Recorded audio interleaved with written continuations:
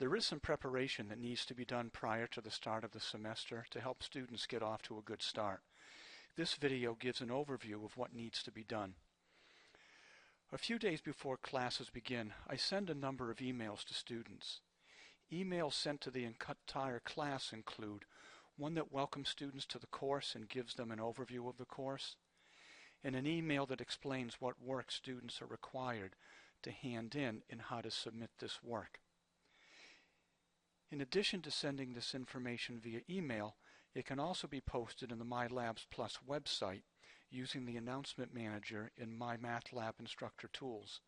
This may seem redundant, but the more ways students have access to this information, the more likely they are to find it. I also send emails to individual students to let them know in which module they'll be starting. The next few slides discuss each of these emails in more detail. The Welcome Introductory email lives up to its name. It welcomes students to the course and tells them how to get started. Since this is sent to the entire class, I use the email in MyLabs Plus. Once you're in the MyLabs Plus email, select All Class Members, then click Add, and be sure to select Do Not Disclose Recipients so students won't see each other's email addresses. There are 3 important attachments that are included with the Welcome Introductory email. The first is an introductory letter that emphasizes the major policies and procedures of the course. This letter contains links to the general orientation video and to the completing a module video, so students can easily access these. The syllabus, written specifically for the online version of the course, is attached. Lastly, the Navigating MyLabs Plus document is included so students new to Ramp Up can become familiar with working in MyMathLab. All of these documents are available in the Preparation for College Math Instructors Resources website in Blackboard. The most commonly occurring question students have at the beginning of the semester is, what work do I have to hand in and how do I hand it in? Because of this, I send a separate email that addresses this, even though this information is in the syllabus.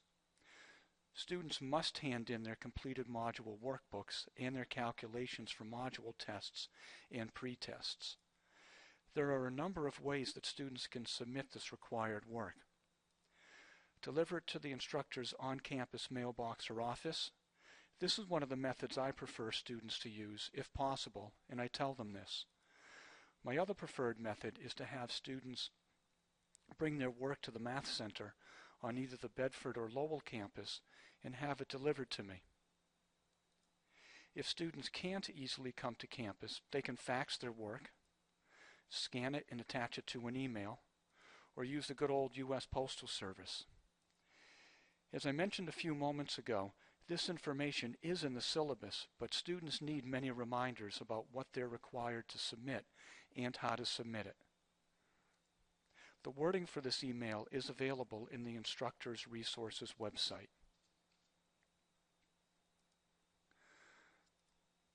I send an email to each student using MCC Mail to let the student know in which module she or he will be starting.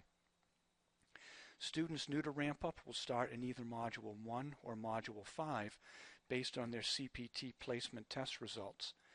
And students returning to Ramp Up are sent a reminder about which module they'll start with because some won't remember from last semester.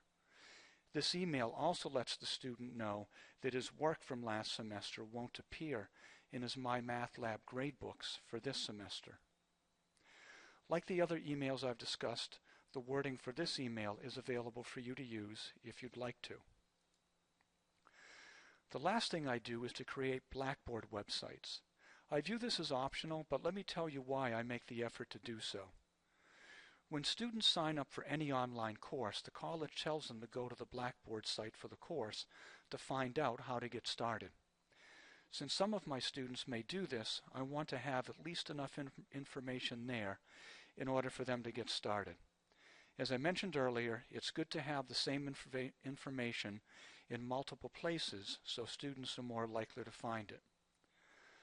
To complicate things, 3 separate sites need to be created, one for MAT 001, one for MAT 002, and one for MAT 003.